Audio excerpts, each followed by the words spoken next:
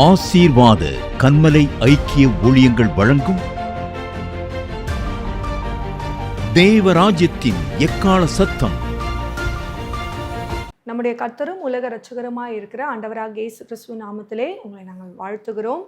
ஆசீர்வாத கன்மலை ஐக்கிய ஊழியத்தின் சார்பிலே தேவராஜ்யத்தின் எக்கால சத்தம் என்ற இந்த பகுதியிலே மறுபடியும் உங்களை நாங்கள் சந்திப்பதில் மிகுந்த மகிழ்ச்சி அடைகிறோம். கர்த்தர் இந்த நாட்களிலே கடைசி வினாடிகளில் தேவன் வெளிப்படுத்துகிற உன்னதமான ரகசியங்களையும், அவர் வரும்பொழுது அவருடைய வல்லமையும் அவருடைய நீதியும் அவருடைய மகத்துவமும் பூமியிலே எப்படி கிரியை செய்கிறது என்பதையும், அதை யாரெல்லாம் பெற்றுக்கொள்ள முடியும் என்பதையும் அறிந்து உணர்ந்து செயல்படுகிற ஒரு உன்னதமான தருணத்துக்குள்ளே நாம் வந்திருக்கிறோம். விசேஷித்த விதமாக வாசல் அடைபடும் முன்னே நாம் உள்ளே வருகிறவராய் இருக்கிறதற்கு நாம் பிரயாசப்படுவது மிகவும் அவசியமாய் இருக்கிறது. ஏனென்றால் நமக்கு ஒரு காரியம் மிகவும் தெளிவாய் தெரிய வேண்டும், வாசல் எப்பொழுது அடைபடும் என்பது. ஏனென்றால் இந்த பூமியிலே அநேக காரியங்கள் உண்டு. கடந்த நாட்களிலே நாங்கள் தேவனுடைய சமூகத்திலே காத்திருக்கும் போது கர்த்தர் எங்களுக்கு வெளிப்படுத்தின ஒரு ரகசியம் என்னென்றால், யோவான் 8:36 இந்த வார்த்தை இருக்கிறது. ஆகையால் குமாரன் உங்களை விடுதலை ஆக்கினால் மெய்யாகவே விடுதலை அடைவீர்கள். இந்த வசனம் தெரியாதவர்கள் உலகத்துல ஒருவரும் இல்லை, அதாவது கிறிஸ்தவ உலகத்துல. ஏனென்றால் நம்ம அதிகப்படியாக இந்த வார்த்தைகளை, இந்த தீர்க்கதரிசன வார்த்தைகளை நம்ம கேட்டுக்கொண்டு இருக்கிறோம். இந்த வார்த்தை நம்ம இடத்துல வரும்போது நாம் ஒரு மெய்யான விடுதலையை பெற்றுக்கொள்ள வேண்டும் என்று ஏங்குகிறோம். ஆமென். அப்பொழுது நம்ம ஒரு காரியத்தை நம்ம அறிந்து கொள்ள வேண்டும், மெய்யான விடுதலைக்கும் பொய்யான விடுதலைக்கும் என்ன வித்தியாசம் என்பதை. ஒரு பொய்யான விடுதலை நமக்குள்ளே கிரியை செய்கிறது என்றால் பூமிக்குரிய தன்மைகள் தான் நமக்குள்ள அதிகமாக கிரியை செய்து கொண்டே இருக்கும்.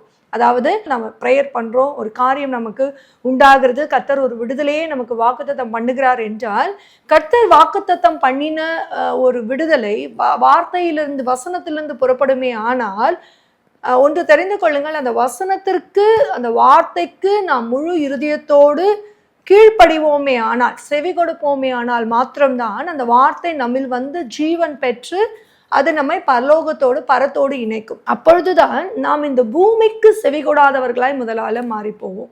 இந்த பூமியின் பொய்யான விடுதலை, இந்த உலகத்தின் பொய்யான விடுதலை இருந்து நம்ம வேறு பிரிக்கப்பட்டு பரலோகத்தின் மெய்யான விடுதலையோடு நாம் இணைக்கப்படுவோம். ஏனென்றால் பரலோகமும் பரத்தில் உள்ள சேனைகளும் தேவதூதர்களும் ஆண்டவராக இயேசு கிறிஸ்துவின் தன்மையும் பிதாவினுடைய காரியமும் அங்கு முழுவதுமே பரிசுத்தத்தோடும் நீதியோடும் நியாய தீர்ப்பின் தன்மையோடும் வல்லமையோடும் உன்னதத்தோடும் மகத்துவத்தோடும் கிரியை செய்து கொண்டிருக்கிறது. அந்த இடத்துல எல்லளவும் பாவமும் இல்லை, சாபமும் இல்லை.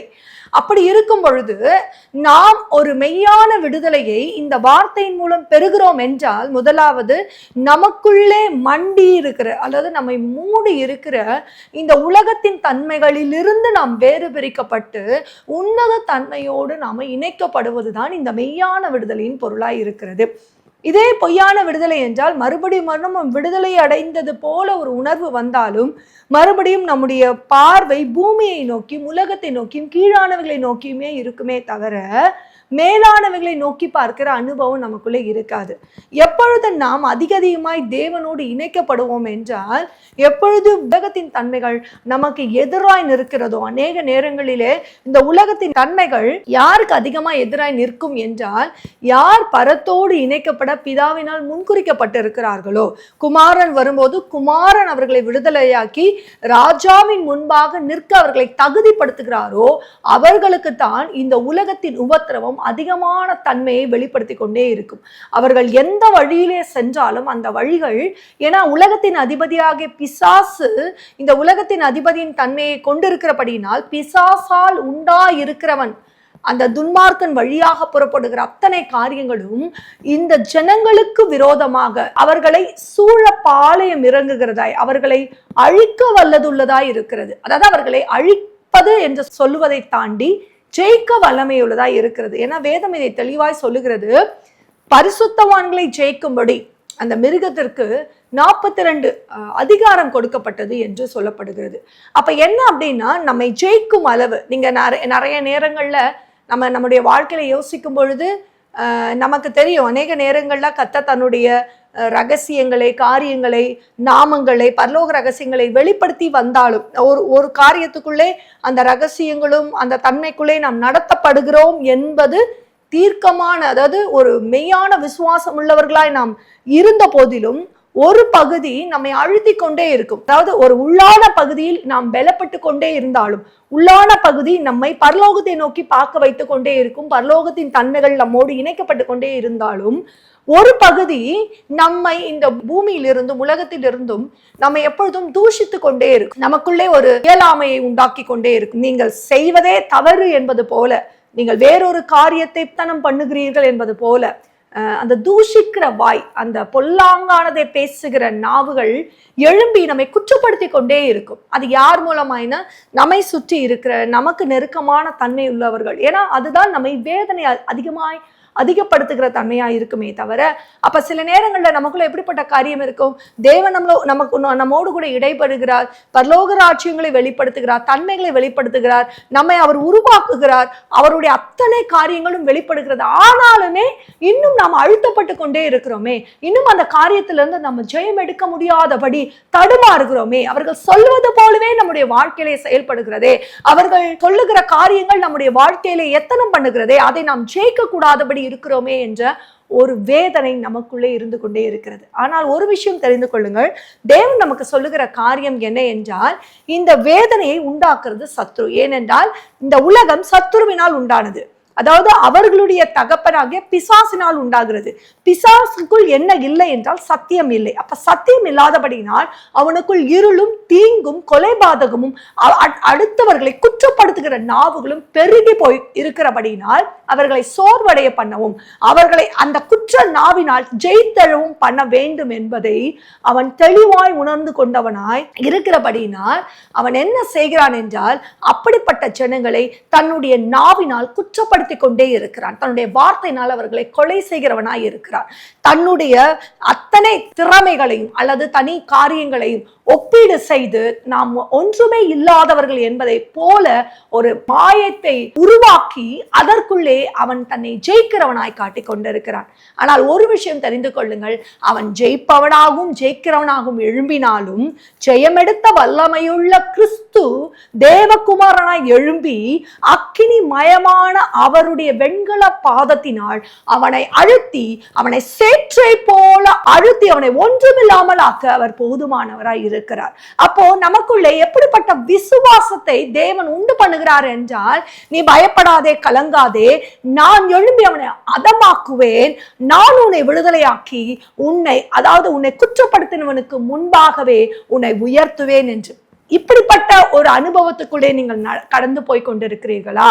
ஏனென்றால் இப்படிப்பட்ட அனுபவங்கள் தியானிப்பதால் வருவதில்லை, நம்முடைய செயலாக்கத்திலே நம்முடைய வாழ்க்கையிலே வந்து கொண்டிருக்கிறது. அதனாலதான் இந்த அனுபவத்துக்குள்ளே கடந்து போகிற நாங்கள் தான் இந்த அனுபவத்தை குறித்து உங்களிடத்துல பேச முடியும்.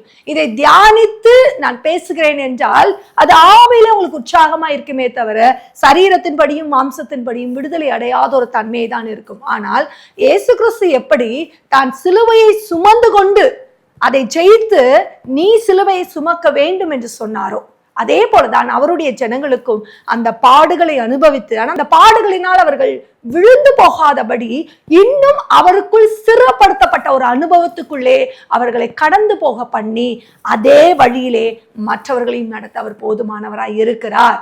அதனாலதான் சத்தியத்தை அறிவீர்கள், சத்தியம் உங்களை விடுதலையாக்கும். அப்ப இந்த சத்தியம் எப்படிப்பட்ட சத்தியமா இருக்கிறது என்றால், இருளிலும் சிறைப்படுத்தப்பட்ட ஜனங்களை அவர் விடுதலையாக்கி அவரோட கூட இணைக்கிற ஒரு உன்னதமான அனுபவத்துக்குள்ளே கொண்டு போகிறார். அதனால் தான் இந்த கடைசி வினாடிகளில் நமக்கு எல்லா கதவுகளும் எல்லா வாசல்களும் அடைக்கப்பட்டது போல இருக்கும். எந்த இடத்திலும் நம் காரியங்களை சொல்லுவதற்கு ஏதுவில்லாத தருணங்கள் இருக்கும். உலகம் நமக்கு எதிராயிருக்கும், நம்மை சூழ்ந்தவர்கள் நமக்கு எதிராயிருப்பார்கள், எப்பொழுதும் நம்மை குற்றப்படுத்தி கொண்டிருக்கிற காரியமாயிருப்பார்கள். நாம் எழும்பி சில காரியங்களை செயல்படுத்த வேண்டும் என்று நினைத்தாலும் செயல்பட முடியாதபடி நம்முடைய சரீரமே நம்மை அடக்கி ஆளுகிறதா இருக்கிறது, நம்முடைய சிந்தை அடைக்கப்பட்டதா இருக்கிறது. இப்படிப்பட்ட சூழ்நிலைக்குள்ளே நீங்கள் வந்திருக்கிறீர்கள் என்றால் நீங்கள் கர்த்தரை துதியுங்கள். ஏனென்றால் குமாரன் வந்து நம்மை விடுதலையாக்கினால் நாம் மெய்யாகவே விடுதலை அடைவோம். சரி, இந்த குமாரனுடைய தன்மை என்ன என்பதை நாம் முதலாவது அறிந்து கொள்ளுவோம். இயேசு கிறிஸ்து இந்த பூமியிலே பிறக்கும் பொழுது ஏசாயா 6ஆம் அதிகாரத்திலே தெளிவாய் ஒரு வார்த்தை கொடுக்கப்பட்டிருக்கிறது. உங்களுக்கு ஒரு குமாரன், அதாவது உங்களுக்கு ஒரு பாலகன் பிறப்பார், உங்களுக்கு ஒரு குமாரன் கொடுக்கப்பட்டார். நீங்க 2 காரியம், இந்த காரியத்தை குறித்து நம்ம ஏற்கனவே தியானித்திருக்கிறோம். இதுல இந்த 2வது காரியம், குமாரன் உங்களுக்கு கொடுக்கப்பட்டார். அந்த குமாரன் இடத்திலே எப்படிப்பட்ட காரியங்கள் இருக்கிறது என்பதை நம்ம பார்த்தோம். கர்த்தத்துவம் தோளின் மேல் இருக்கும், அவருடைய நாமம் அதிசயமானவர், ஆலோசனை கர்த்தர், வல்லமையுள்ள பிதா, நித்திய பிதா, வல்லமையுள்ள தேவன், இப்படி அவருடைய நாமங்கள் வரிசையாக கொடுக்கப்பட்டு இருக்கிறதை நம்ம பார்ப்போம். சரி, இப்படிப்பட்ட நாமங்கள் என்றால் இந்த தன்மை என்ன என்ன அப்படின்னு பார்த்தீங்கன்னா, இது எல்லாமே பிதாவானவரை குறிக்கிற நாமங்கள். அதாவது அதிசயமானவர், ஆலோசனை கர்த்தர். அந்த பழைய ஏற்பாட்டிலே பார்த்தீங்கன்னா யெகோவா, அவரை கர்த்தராகிய யெகோவா அந்த நாமத்தை வைத்து, அவருடைய அதிசயத்தை வைத்து விவரிக்கிற உன்னதமான நாமங்கள். அப்பொழுது இந்த நாமங்கள் எல்லாம் எப்பொழுது கிரியை செய்கிறது பூமியிலே என்று பார்க்கும் பொழுது, குமாரன் எப்பொழுது சிங்காசனத்திலே ராஜாவாய் வீற்றிருந்து பிதாவின் சகல அதிகாரத்தையும் பெற்றுக்கொள்கிறாரோ அதே தருணத்தில் இந்த நாமங்கள் பூமியிலே கிரியை செய்ய தொடங்குகிறது. அப்பொழுது குமாரன் முழு அதிகாரத்தையும் பிதாவிடத்திலிருந்து தன்னிடமாய் அவர் அதை பெற்றுக்கொள்ளுகிறாரோ அடுத்த நொடியே அவர் அந்த அதிகாரத்தை தன்னுடையவர்களுக்கு அவர் கொடுக்க வல்லமை உள்ளவராய் இருக்கிறார். இதேதான் யோவானிலே, நானும் பிதாவும் ஒன்றாய் இருக்கிறது போல நீங்களும் எனக்குள்ளே ஒன்றாயிருக்கிறீங்க. அப்ப அந்த இடத்துல நான் என்ற காரியம் மாறி, நான் தனியா எதுவும் சுமக்கவில்லை என்ற காரியம் மாறி, நாம இணைந்து செயல்படுகிற ஒரு உன்னதமான அனுபவத்துக்குள்ளே நாம் கடந்து வருகிறோம். இப்பொழுது கூட இப்படிப்பட்ட பிரயாசங்கள், இப்படிப்பட்ட காரியங்கள், கதவு அடைக்கப்பட்ட சூழ்நிலை, யார் எனக்கு உதவி செய்ய முடியும் என்ற சூழ்நிலையில வந்த போது கூட நமக்குள்ளே ஒரு விஷயம் மட்டும் மாறாததா இருக்கிறது. எப்பேற்பட்ட சூழ்நிலை வந்தாலும் தேவன் என்னோடு கூட இருக்கிறார், அவர் இதில் அனுமதித்திருக்கிறார் என்றால் ஒரு காரியத்தை அவர் பூமியிலே செயல்படுத்துவதற்கு எத்தனம் பண்ணுகிறார் என்பதை கொண்ட ஒரு விசுவாசம் இப்படிப்பட்ட ஜனங்களுக்குள்ளே வித்தாய் போடப்பட்டு அது மரமாய் வளர்ந்து கொண்டிருக்கிறது. அவர்கள் ஒரு நாளும் தேவனை தூஷிக்கிற ஜனங்களாய் அல்ல, அவர்கள் தேவனை எப்பொழுதுமே உயர்த்துகிற ஜனங்களாய், அவர் சொல்லுகிறதை உடனடியாக செய்கிற ஜனங்களாய் தான் இருக்கிறார்கள். அதனால தான் வேதம் சொல்லுகிறது, ஆட்டுக்குட்டியான அவர் எங்கே போனாலும் அவர்களை பின்பற்றுகிற ஜனங்களாய் அவர்கள் மாறி போகிறார்கள். இவர்கள் தான் முதல் தேவனுக்கு என்று முதல் பேரானவராய் மீட்டுக் கொள்ளப்பட்ட ஜனங்கள். வேதம் சொல்லுகிறது, அழைக்கப்பட்டவர் அநேகர், தெரிந்து கொள்ளப்பட்டவர் சிலர், மீட்கப்பட்டவர் வெகு சிலர். ஏனென்றால் இந்த மீட்கப்பட்ட கூட்டத்துக்குள் தான் தேவன் தன்னுடைய முழு அதிகாரத்தையும், மகத்துவத்தையும், கர்த்தத்துவத்தையும், வல்லமையும், ஐஸ்வர்யத்தையும், கனத்தையும் வைத்து தான் எப்படி அத்தனை காரியத்தையும் அவர் பெற்றுக்கொண்டாரோ, அதாவது நியாயம் தீர்க்கும் அதிகாரம் முதற்கொண்டு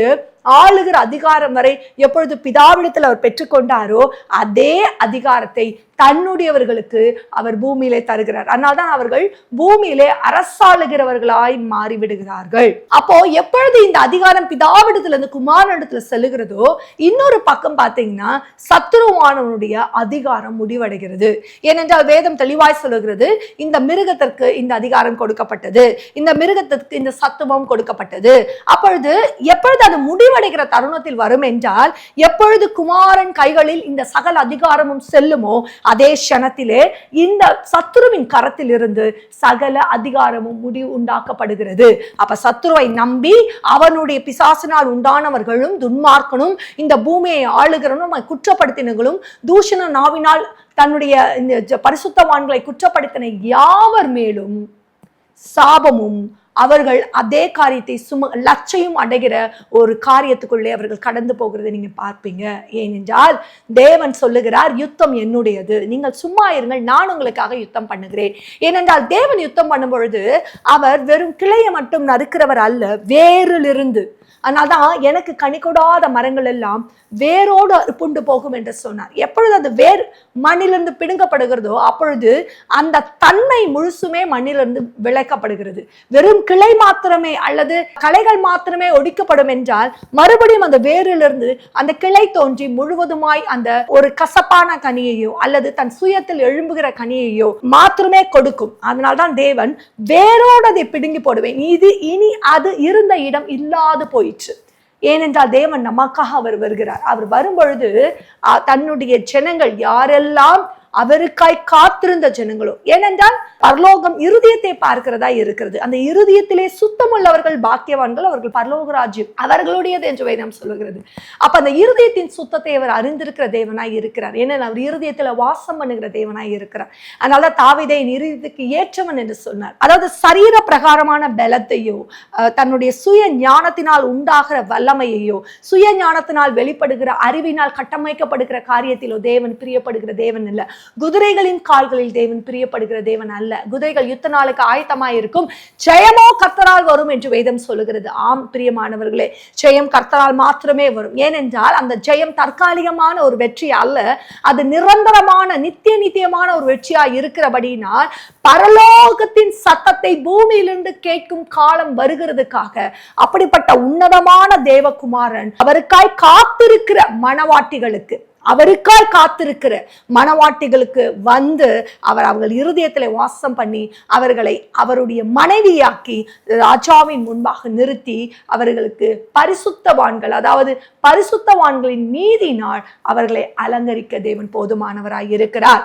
நம் ஆட்டுக்குட்டியானுடைய மனைவியா நிற்க வேண்டியது அவசியம். ஏனென்றால் நீங்கள் மனைவி என்ற ஸ்தானத்திலே வரும்போது மாத்திரம்தான் குமாரனுடைய சகல காரியத்தையும் நாம் சுகந்தரிக்கிறவர்களாய், அதாவது மனவாட்டியா இருக்கிற வரைக்கும் நாம் ஆயத்தப்படுகிற ஒரு உன்னதமான அனுபவத்துக்குள்ளே வரலாமே தவிர நம் சுதந்திரவாளியாக முடியாது, சுதந்திரத்தை அனுபவிக்க முடியாது. எப்பொழுது மனைவி என்ற ஸ்தானம் வருகிறதோ அப்பொழுது ஆட்டோமேட்டிக்கா கணவனுடைய அத்தனை காரியமும் மனைவிக்கு பங்குள்ளதாய் மாறி விடுகிறது. அதே போலதான் இந்த கடைசி நாட்களிலே கூட நாம் மனைவியாய் மாற வேண்டிய ஒரு உன்னதமான அனுபவத்துக்குள்ளே அவர் நம்மை நடத்தும் பொழுது ஒன்று தெரிந்து கொள்ளுங்கள், அவர் உங்களிடத்திலே வந்து உங்களோட வாசம் பண்ணி உங்களை அவருடைய நீதிக்கு உட்படுத்தப்பட்டு உங்களை அவர் பரிசுத்தப்படுத்தி அவர் பூமியிலே செய்ய போகிற அதிசயமான காரியங்களை உங்கள் வழியாய் செய்ய உங்களுக்குள்ளே அவர் வந்து விட்டார். ஆமென். அப்பொழுதுதான் நாம் எழும்பி கழுகுகளை போல பலன் கொண்டு காரியங்களை செய்கிறவர்களாய் மாறிப்போம். அது நம்முடைய சுய பலனினால் அல்ல, சுய அறிவினால் அல்ல, சுய ஞானத்தினால் அல்ல. அது தேவனிடத்திலிருந்து புறப்படுகிற உன்னத பலத்தினால், தேவனிடத்திலிருந்து புறப்படுகிற உன்னத ஞானத்தினால் அவர் மறைத்து வைத்திருக்கிற மெய் ஞானம் அந்த இடத்துல வெளிப்படும்.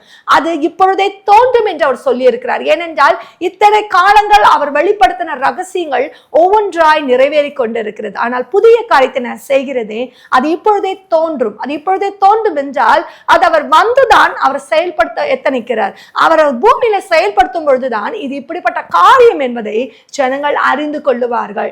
ஜனங்கள் நினைக்கிற நினைவுகளின்படி தேவன் நியாயம் விசாரிக்கிறவர் அல்ல. ஆனால் தேவன் இறங்கி நியாயம் விசாரிக்கும் பொழுது அந்த நியாயம் சத்தியத்தின்படி இருக்கும். அது அவருடைய நீதியை பிரதானப்படுத்தும். யாருடைய இருதயங்கள் எல்லாம் தேவ ராஜ்யத்தை குறித்தும் அவருடைய நீதியை குறித்தும் வாஞ்சிக்கிறதோ அவர்கள் இருதயங்கள் தான் தேவனால் ஆயத்தப்படுத்தப்பட்ட இருதயங்களாய் மாறி இருக்கிறது. அல்லது உலக கவலைகளினாலும் உலக மயக்கங்களினாலும் இச்சைகளினாலும் நிறைந்திருக்கிற இருதயத்தில தேவன் வாசமாயிறார். ஏனென்றால் அது அவர்களுடைய பிதாவாகிய சத்துருவினால் உண்டாக்கப்பட்ட தன்மை. ஏனென்றால் அவர்களுக்குள்ளேதான் இச்சை வெளிப்படும். அந்த இச்சையை அடக்கதான் கண்களின் இச்சை, மாம்சத்தின் பெருமை, ஜீவனத்தின் பெருமை, இந்த காரியத்தெல்லாம் அடக்கி ஆளுவதே நமக்கு பெரும் போராட்டமாய் அதே சுற்றுக்குள்ளே அலைந்து கொண்டிருக்கிறவர்களாய் நம்ம மாறி போவோம். ஒன்றை தாண்டி ஒன்று, ஒன்றை தாண்டி ஒன்று, ஒன்றை தாண்டி ஒன்று. ஆனால் நாம் விழுந்து விழுந்து எழுந்திருக்கிறவர்களாய் மாறுவோமே தவிர நாம் உயிரை பறக்க உன்னதமான தேவனை நோக்கி பார்க்க நாம் மறக்கிறவர்களாய் மாறுவோம். அதுவே ஒரு எப்படிப்பட்ட வாழ்க்கையா இருக்கும் என்றால் ஒரு போராட்டமுள்ள கிறிஸ்துவ வாழ்க்கை என்று நாம் சொல்லிக்கொள்வோம். ஆனால் என் அருமையான தேவ பிள்ளைகளே, தேவன் சொல்லுவது என்னவென்றால் இந்த உலகம் ஒரு போர்க்களம் தான். ஆனால் நாம் நோக்கி பார்க்க வேண்டியது உன்னதமான தேவனுடைய ராஜ்யத்தின் தன்மையை தான் நாம் நோக்கி பார்க்க வேண்டும். அதனால் தான் இந்த பகுதியோட வார்த்தையை நீங்க பாத்தீங்கன்னா, அந்த நேமே பாத்தீங்கன்னா தேவ ராஜ்யத்தின் எக்கால சத்தம். ஏனென்றால் இந்த எக்கால சத்தம் என்பது நமக்கு இருதயத்திலே கேட்கிறதா இருக்கும். யாருடைய இருதயத்தில எல்லாம் இது கிரியை செய்கிறதோ அவர்கள் இருதயம் தேவன் பக்கம் திரும்புகிறதா இருக்கும். அவர் கண்கள் திறக்கப்பட்டு அவர்கள் செவிகள் திறக்கப்பட்டு அவர்கள் ராஜ்யத்துக்குரியவர்களாய் தேவன் அவர்களை ஆயத்தப்படுத்த தொடங்குவார். அவர்கள் இந்த பூமியிலே நம்மை சுற்றி நெருக்குகிற காரியங்களிலே தங்களுடைய இருதயம் நிலைக்காதபடி அவர்கள் அதை குறித்து கலங்காதவர்களை, அதற்காக அவர்களுக்கு போராட்டம் இல்லை என்று நான் சொல்ல மாட்டேன். அவர்களுக்கு போராட்டம் அதிகமாய் உண்டு. உண்டு. அவர்கள் மனமடிவாக்குகிற தன்மைகள் அதிகமாய் உண்டு. அவர்களை வேதனைப்படுத்துகிற காரியங்கள் அதிகமாய் உண்டு. அவர்களை குற்றப்படுத்துகிற நாவுகள் அதிகமாய் உண்டு. ஆனாலும் அது அவர்களை பாதிக்காதவாறு தேவன் அவர்கள் இருதயத்தை தன்னுடைய சூழ பாளையம் இறங்கி அவர் பாதுகாத்து அந்த இருதயத்துக்குள் நல்ல பொக்கிஷங்களை அவர் வைக்கிறார். அந்த பொக்கிஷங்கள் பரலோகத்தின் பொக்கிஷங்களாய் இருக்கிறது. அந்த பொக்கிஷங்கள் நல்ல முத்துக்களாய் இருக்கிறது. அந்த முத்துக்கள் எப்படிப்பட்டதாய் இருக்கும் என்றால் அது பரலோக ராஜ்யத்தின் ரகசியங்களை பூமியிலே செயல்படுத்துகிறது உன்னதமான தன்மையாய் இருக்கிறது. அப்படிப்பட்டவர்களுக்குள்ளேதான் அவர் வந்து ஒரு பூர்ண விடுதலை கட்டளையிடுவார். இந்த விடுதலை அவர்கள் இருதயத்துக்கான விடுதலை அல்ல. அவர்களை எதிர்த்து நிற்கிற எதிராளியோட தன்மையிலே தங்கள் சரீரங்களையும் சிந்தையும் தேவனுக்கு நேராக தங்களை பலப்படுத்திக் கொண்டு அவர்கள் எழும்பி கிரியை செய்கிறதா இருக்கிறது. இதுவரை ஒரு பகுதி அவர்களை பலப்படுத்தினது. இப்பொழுது நான் தான் அவர்களை பலப்படுத்தினேன், நான் அவர்கள் தேவன் என்பதை அவர் எழும்பி பூமியின் பக்கமும் இந்த உலகத்தின் பக்கமும் தங்களை நொறுக்கினவர்களின் பக்கமும் தங்களை அழித்தினவர்கள் பக்கமும் திரும்பி காட்டத்தக்கதாக தேவன் ஆவிக்குரிய இஸ்ரவேலர்களாய் நம்ம எழுப்புகிறார். ஆம்பிரியமானவர்களே, இதுவரைக்கும் தேவன் நடத்தின உன்னதமான வழிகள் அது பயங்கரமான பராக்கிரமமான வழிகளாய் இருக்கிறது. இனி அந்த வழிகளை உணர்கிறவர்களாய் மாத்திரமல்ல, அதன் வழியாய் செயல்படுகிறவர்களாய் மாறவும் எத்தனம் பண்ணுகிற ஒரு கூட்டமாய் தான் அவர் தன்னுடைய யவன சந்தியை வைத்திருக்கிறார். நீங்க பாத்தீங்கன்னா இதுல அந்த குமாரன் விடுதலையாக்கும் போது நமக்கு முதலாவது கிடைக்கிறது என்ன தெரியுமா? நித்திய ஜீவன். நித்திய ஜீவனை தருவேன் என்பதே அவர் நமக்கு தந்த வாக்கு தத்தம். நீங்க அந்த வாக்கு தத்தத்தின் வழியாக நீங்க நித்திய ஜீவனை அடைவீர்கள் என்றால் அவருடைய நித்திய உடன்படிக்கை நமக்கு சகல உடன்படிக்கைகளையும் இந்த பூமியோடும் இந்த உலகத்தோடும் உறவுகளோடும் பூமியின் பாவத்தோடும் சாபத்தோடும் நமக்கு இருந்த அத்தனை உடன்படிக்கைகளையும் அது முறித்து போடுகிறது. ஒருவேளை நாம் அறியாதவர்களாய் அது அப்படிப்பட்ட உடன்படிக்கை நமக்கு இருக்கிறது என்றே தெரியாதவர்களாய் இந்த உலகத்தோட நமக்கு அது உடன்படிக்கை இருக்கிறது என்றே தெரியாதவர்களாய் இருந்தோம். ஏன்னா எல்லா விஷயங்களும் நம்ம அறிந்தவர்கள் அல்ல. அநேக விஷயங்கள் நம்ம கண்ணுக்கு மறைவாய் நடந்து கொண்டு இருக்கிறது. ஆதலால் அவர் அந்த நித்திய உடன்படிக்கை நம்மோடு கூட ஏற்படுத்தினார் என்றால், நித்திய விவாகத்துக்கு என்று உன்னை தெரிந்து கொண்டேன் என்று நமக்கு வாக்குத்தத்தம் கொடுத்திருந்தார். அந்த நித்திய உடன்படிக்கை நம்ம எப்படிப்பட்ட உடன்படிக்கையை மாற்றும் என்றால், இந்த பூமியின் உலகத்தின் அதிபதி பூமியின் தன்மைகளோடும் இருந்த அத்தனை உடன்படிக்கைகளையும் அது முறித்து போட்டு நித்தியமாய் அவரோடு கூட உடன்படிக்கை பண்ணுகிறதா இருக்கும். அப்பொழுதுதான் ஒரு முகவொளி பிரகாசம் நம்மீது வெளிச்சமாய் எழும்பும். அந்த முகவொளி பிரகாசம் நமக்கு அந்த முகவொளி பிரகாசம் எப்படி இருக்கும் என்றால், வெறும் முகத்தின் மாத்திரம் அந்த வெளிச்சம் இல்ல, இருதயத்திலிருந்து உண்டாகிற வெளிச்சத்துடைய அந்த எதிரொலி அந்த முகத்திலே பிரகாசித்து அநேகரை தேவனுடைய பாதையிலே நடத்துகிறவர்களாய் அது மாறி போகும். நித்திய வாசலுக்குள்ளே பிரவேசிக்கிற ஒரு உன்னதமான அனுபவத்துக்குள்ளே நம்மளை கொண்டு போகும். யோவான் 10ஆம் அதிகாரத்திலே அவர் தெளிவாய் சொல்லுகிறார், நானே வழியும் சத்தியம் ஜீவனமாய் இருக்கிறேன், அதே போல நானே வாசல், ஒருவன் என் வழியாய் பிரவேசிக்கவில்லை என்றார் அவன் கள்ளனும் கொள்ளைக்காரனுமாய் இருக்கிறார். வேதம் தெளிவாய் சொல்லுகிறது, அவரே வாசல், அவரே ஆல்பாவும் மேகாவும் ஆதியும் மந்தமாய் இருக்கிறார், அவரே முந்தினவரும் பிந்தினவருமாய் இருக்கிறார். அவர் நாமம் ஒன்றே பூமியிலும் வானத்திலும் சர்வத்திலும் சமுத்திரத்திலும் பாதாளத்திலும் எதிரொலிக்கிற, பாதாளத்தை அடக்கி போடுகிற நாமமாய் இருக்கிறது. அந்த நாமத்தை பிரஸ்தாபப்படுத்துகிற ஜனங்கள் இனி எழும்பி அந்த நாமத்தினாலே சகலவற்றையும் சுதந்திரத்துக் கொள்வார்கள். இந்த அதிகாரம் முழுதும் பிதா குமாரனுக்கு கொடுக்கும் பொழுது அந்த குமாரன் தன்னுடையவர்களுக்கு விடுதலையாக்கப்பட்ட பூரண விடுதலையாக்கப்பட்ட தன்னுடைய ஜனங்களுக்கு அவர் முத்தரிக்கும் பொழுது அந்த நாமத்தினாலே நீங்கள் எதை கேட்டாலும் அதை அவர் வாய்க்க பண்ணுவார். அந்த நாமத்தை கொண்டு நீங்கள் எதை கட்டினாலும் அது கட்டப்படும். அந்த நாமத்தை கொண்டு நீங்கள் எதை கட்டவிழ்த்தாலும் அது கட்டவிழ்க்கப்படும். அப்பேற்பட்ட அந்த உன்னதமான நாமம் உங்களுக்குள் ஜீவன் பெற்று எழும்பி அது உங்களையும் ஜீவன் பெற வைக்கும். நீங்கள் பேசுகிற யாவரிடத்திலும் அது ஜீவன் பெற வைக்கும். அப்படிப்பட்ட உன்னத அனுபவத்துக்குள்ளே தேவன் நடத்த போதுமானவராய் இருக்கிறார். கடைசியாக ஒரு காரியத்தை மாத்திரம் நாம் பார்ப்போம் என்றால், இப்படிப்பட்ட ஒரு உன்னதமான அனுபவத்துக்குள்ளே கடந்து போகிற ஜனங்களுக்குள்ளே எப்படிப்பட்ட காரியங்கள் செயல்படும் என்றால், அவர்கள் எப்பொழுதும் நீதியை குறித்தே அவர்கள் இருதயங்கள் பாரம் அடைந்திருக்கு. அந்த நீதி எப்பேற்பட்ட நீதி என்றால் பரலோகத்தின் நீதியாய் இருக்கிறது. ஏனென்றால் கடைசி நாட்களிலே அந்த நீதியின் சுவிசேஷம், நித்திய சுவிசேஷம் எழும்பும் என்று வேதம் சொல்லுகிறது. அந்த தூதர்களுடைய காரியத்தில் வரும்பொழுது நித்திய சுவிசேஷம், அந்த நித்திய சுவிசேஷம் எப்பேற்பட்ட சுவிசேஷம் என்றால், வானத்தையும் பூமியின் கீழ் உள்ள தன்மைகளையும் நீரூற்றுகளையும் சமுத்திரத்தையும் உண்டாக்கினவரே தொழுது கொள்ளுங்கள். அவரே கர்த்தர், அவரே தேவன், அவர் ஒருவர் தான். அதாவது இதுவரைக்கும் அவருடைய காரியம் பூமியிலே உலகத்திலே ஒன்றாய் இருந்தது. அதாவது அவர் மாத்திரமே இல்லை, அவரும் ஒரு காரியமாய் இருந்தார். ஆனால் இந்த நாட்களிலே எப்பொழுது அவருடைய நீதி வெளிப்படுகிறதோ அப்பொழுது அவர் மாத்திரமே தேவன், அவர் மாத்திரமே கர்த்தர், அவர் மாத்திரமே உயர்ந்தவர், அவர் மாத்திரமே சர்வத்தையும் செய்ய பராக்கிரமம் உள்ள தேவன் என்பதை வெளிப்படுத்தும் நாட்கள் வந்தது. இனி அவருடைய மகிமை வேறு ஒருவருக்கும் அவர் கொடுக்க மாட்டார். அவருடைய ஜனங்கள் அவருடைய துதியை சொல்லி வருவார்கள். இந்த துதி எப்படிப்பட்ட துதியா இருக்கும் என்றால், நம் பாவத்தினாலும் சாபத்தினாலும் உலகத்தினாலும் கரைப்படுத்தப்பட்ட துதியா இருக்காது. அது அந்த துதியை ஏறெடுக்கிற ஜனங்கள் அவர்கள் வாசல் பிரகாரத்திலே உட்பிரவேசிக்கிற துதியா இருக்கும். அது ஒரு நற்கந்த வாசனையுள்ள ஒரு துதியா இருக்கும். அது பலவான்களை பட்சிக்கிற ஒரு துதியா இருக்கும். அந்த துதி ஒரு பட்டயமாய் எழும்பி நம் பட்டயத்தினால் கொள்ளுகிறவனை கொலை செய்கிற ஒரு துதியா இருக்கும். அப்பேற்பட்ட உன்னதமான துதியை தேவன் நம்முடைய நாவுகளிலே வைப்பார். அந்த துதியை தான் பரலோகம் விரும்பும். அந்த துதியினாலே தான் பரலோகம் கிரியை செய்யும். அந்த துதியை ஏறெடுக்கும் பொழுது பரலோகம் களிக்கூறும். இதை உங்களுடைய இருதயங்கள் உணரத் தொடங்கும். உங்களுடைய சரீரங்களுக்கு அதுக்கு ஏற்றது போல மறுரூபமாக்கப்பட்டு உங்களுடைய சிந்தை, உங்களுடைய மனம் புதிதாகிறதுனாலே மறுரூபமாகுங்கள் என்ற வார்த்தையின்படி ஒரு மறுரூபமாகிற உன்னதமான அனுபவத்துக்குள்ளே தேவன் நம்மை நடத்தி தேவன் நம்மளை கொண்டு வருவாராக. இதுவரை நீங்கள் நடந்து வந்த பாதைகள் முட்பாதைகளாக இருக்கலாம். என்னை யார் விசாரிக்க கூடும், என்னை யாருமே கவனிக்கவில்லையே, கைவிட்ட சூழ்நிலை இருக்கிறேன் என்று. ஆனால் தேவன் உங்களை பார்த்து கொண்டு இருக்கிறார்.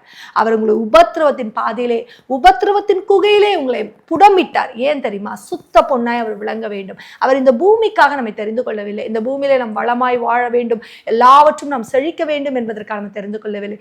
இந்த பூமியிலே பரலோக ராஜ்யத்தின் திட்டத்தை செயல்படுத்துவதற்காக கரைதிரை அற்றவர்களாய் நம்மை மாற்றத்தக்கதாக தான் நம்முடைய உபத்திரவத்தின் கூகிலே நம்மை தெரிந்து கொண்டார்.